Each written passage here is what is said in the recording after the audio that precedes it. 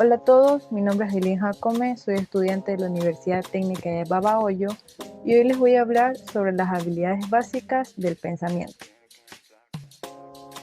¿Qué son las habilidades básicas del pensamiento? Las habilidades del pensamiento son el conjunto de procesos mentales y psíquicos que nos permite el manejo, organización y procesamiento de la información a todo nivel.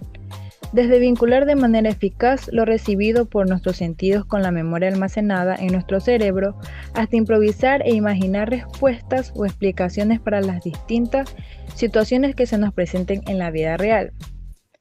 ¿Cuáles son las habilidades básicas del pensamiento? Tiene 5 tipos, que son observación, comparación, relación, clasificación y descripción. Como primer punto tenemos la observación.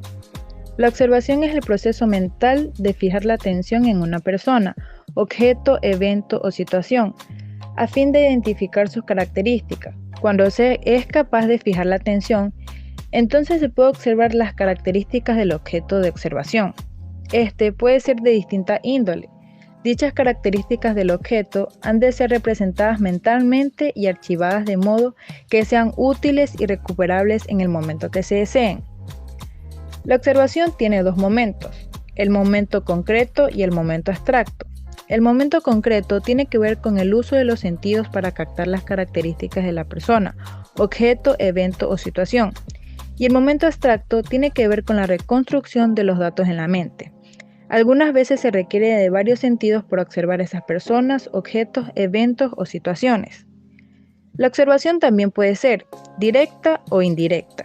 La observación es directa cuando el objetivo que se define indica el uso de los sentidos de la persona que realiza el proceso.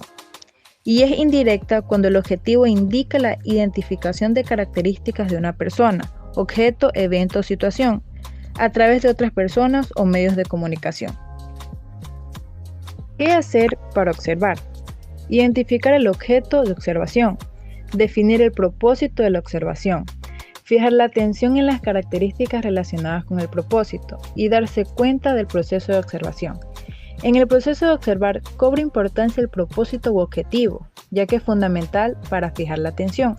También deben considerarse algunos factores que influyen en la observación, la naturaleza o grado de conocimiento que se tenga de la persona, objeto, evento. Como segundo punto tenemos la comparación. El proceso de comparación es una extensión de la observación. Puede realizarse entre 2 o más personas, objetos, eventos o situaciones, entre la persona, objeto, evento o situación misma y el aprendizaje previo. En ambos casos el proceso es similar. Cuando se pretende comparar, se identifican primero los elementos comunes o los elementos únicos que pueden haber entre las personas, objetos, eventos o situaciones. Diferencias y semejanzas de la comparación. ¿Qué se hace para establecer diferencias y semejanzas? Definir el propósito de la comparación, establecer las variables, fijar la atención en las características relacionadas con las variables, identificar las diferencias y las semejanzas, y darse cuenta del proceso de la comparación. Las diferencias se refieren a las características que se distinguen a 2 o más personas, objetos, eventos o situaciones. Son la base de la discriminación. Y las semejanzas se refieren a las características idénticas o similares de personas, objetos, eventos o situaciones. Las semejanzas pueden ser absolutas, relativas, intrínsecas, funcionales, implícitas o sobreentendidas. Como tercer punto tenemos la relación. El proceso de relación se da una vez que se obtienen datos, producto de la observación y de la comparación.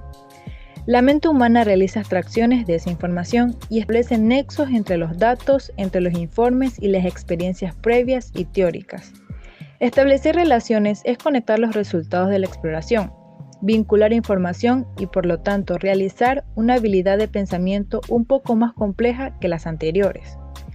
En una relación pueden utilizarse tanto variables cualitativas como cuantitativas. Es muy frecuente pensar que con los resultados de la comparación se está obteniendo relaciones. Por eso, no hay que olvidar el establecer las conexiones, nexos o vínculos entre sus características. ¿Qué se hace para establecer relaciones?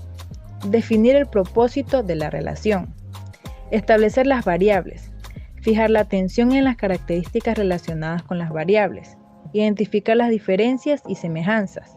Identificar nexos entre lo comparado. Establecer las relaciones y darse cuenta del proceso de relacionar. El proceso de establecer relaciones está involucrando otras habilidades, como la de observación al fijar la atención y de la comparación al identificar las diferencias y las semejanzas. Como cuarto punto tenemos la clasificación.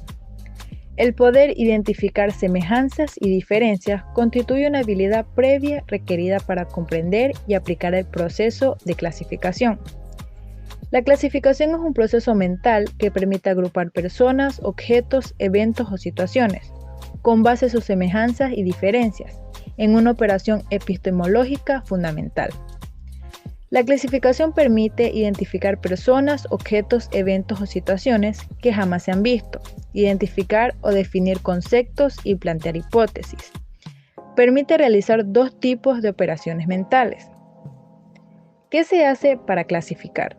Definir el propósito de la clasificación, establecer las variables, fijar la atención en las características relacionadas con las variables, identificar las características esenciales, identificar la clase a la que pertenecen, formular la clasificación y darse cuenta del proceso de clasificar.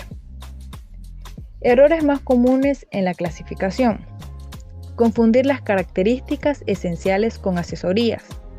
Realizar la clasificación sin antes acordar la variable de clasificación que se da a la orden.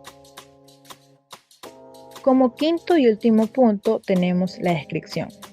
Describir es darse cuenta de lo que se observa, se compara, se conoce y se analiza, en un primer nivel de conocimiento. Describir consiste en darse cuenta de las características de una persona, objeto, evento o situación, en el nivel reflexivo de pensamiento analítico. También se describen las relaciones, las causas y sus efectos, los cambios que se presentan con esos objetos, situaciones y fenómenos. La descripción es el proceso mediante el cual se informa de manera clara, precisa y ordenada las características del objeto de la observación. Se puede describir de lo general a lo particular, de lo inmediato a lo mediato, dependiendo del producto de la descripción. Una herramienta fundamental de la descripción es la utilización de preguntas guía, por ejemplo, para describir a persona, quién es, cómo se llama, qué edad tiene, a qué se dedica.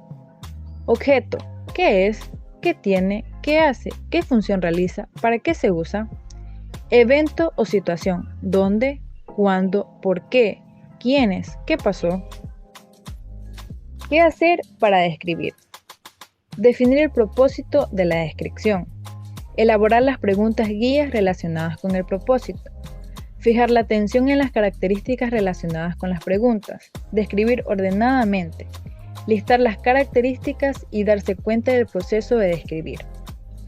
El producto de la descripción también se presenta en forma oral o escrita, por lo cual se requiere integrar las características observadas en forma ordenada, clara y precisa. La descripción tiene 13 tipos, que son objetiva, subjetiva, prosopografía, etopeya, retrato, autorretrato, caricatura, zoografía, cronografía, topografía, científica, literaria y coloquial.